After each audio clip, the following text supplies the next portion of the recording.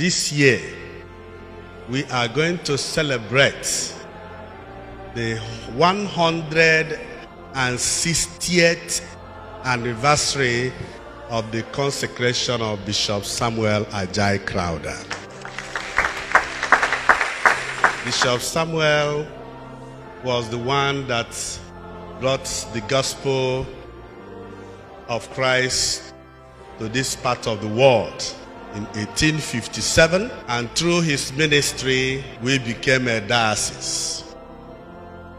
He was consecrated bishop, the first ever African bishop in the world, the first Nigerian bishop throughout all denominations in the world. He was the first bishop of the Diocese on the Niger.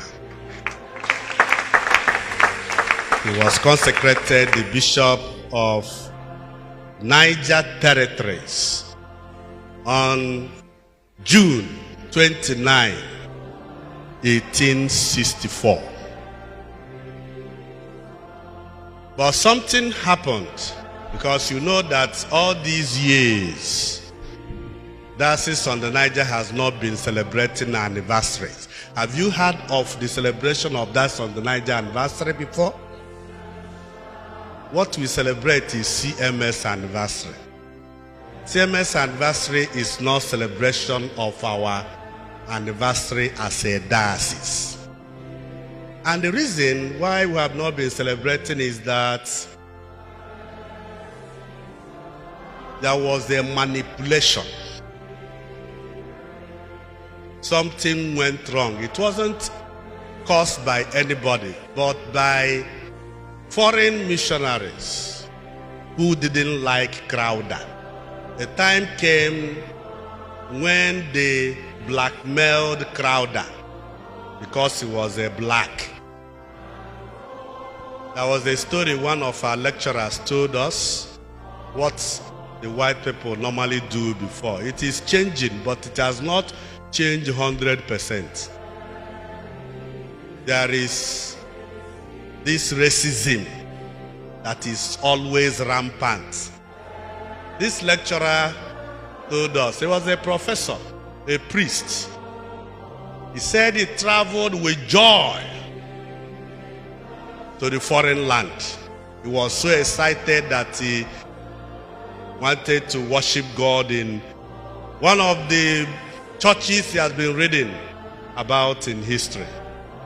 So he walked inside the church. Normally the white people, they come on time. They don't come late. If it is 9 o'clock service, by 9 o'clock all of them are seated and the service will start. It's only the Africans that will be coming after 9. So, but for him, he was there on time too. As the about to start the church, he went and sat at one of the pews. White people were sitting in front, sitting at the back, sitting around, and he came and sat down, knelt down to pray. By the time he opened his eyes, all the white men in front, at the back, beside him, had all left. And he stayed alone throughout the service. Nobody came near. But they were all worshiping God, and the service was very interesting. But he felt very sad. That was what they did to Crowther. It came a time, though he was a bishop, they came and said he was encouraging idolatry. They said that why should Africans be using drums to play? Why should they use ogede? Why should they even dance? They should only play organ. They should only do like white people. But you have encouraged them to play ogene, play all kinds of musical, worldly instruments. And they almost suspended him. They so harassed him that his work ended sadly, and he died of a broken heart. December 31, 1891. Heart attack. Because all his efforts, all his work were played down. And after him, no other black man was allowed to be bishop. The person that replaced him was Joseph Sidney Hill. That one didn't last because mosquito and all kinds of things taught him that this is Africa. And then the next person was Tugwell. Yes, he survived. But because of all those things, he didn't want to recognize the episcopacy of Crowther. And it followed for many years till almost even now, because when you go to the record of Church of Nigeria,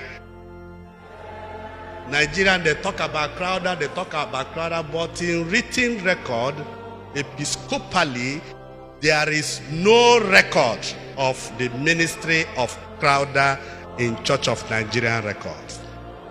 Because what the white men did later favored Lagos. They started talking about Lagos because they didn't want to believe that an African will be the first bishop in this land. So, however, 10 years ago, at the Cathedral of Canterbury, when the 150th anniversary of his consecration was held, to the glory of God, I was selected to attend that service by Church of Nigeria at Canterbury. So we were there, and because it was there that he was consecrated. During the message, the sermon, the Archbishop of Canterbury apologized publicly for all the errors, all the mistakes, and all the wrongs done on Crowther. He said, we didn't do right. Somebody that was lawfully elected, consecrated, and sent to champion the diocese on the Niger and all the territories in the Niger area, that we there didn't acknowledge his work, but we now apologized. So with that apology, we now started making research and saw that some of the things we have been writing in our history was wrong, and we said it must be corrected. By the grace of God, we wrote an article that has been published internationally, stating clearly that diocese on the Niger is the first diocese in Nigeria.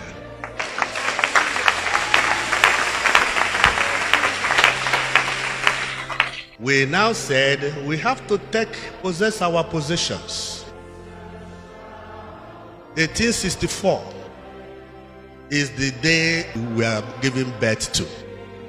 And Crowther was our first bishop, followed by Joseph Sidney Hill, followed by Bishop Tugwell, followed by Bishop Lasbury, followed by Patterson, followed by Uzodike, followed by Onyemelukwe, followed by Bishop Ken, followed by that person.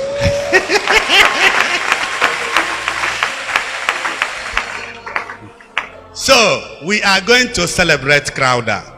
We are going to celebrate our diocese. And from this year forward, every 29th June, we'll be celebrating the diocese on the Niger.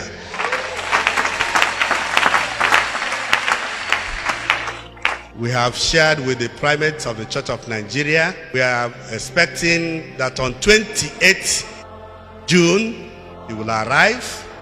29th, which is the actual celebration, we are going to unveil, or he will unveil the statue of Crowther that will be at the main road there.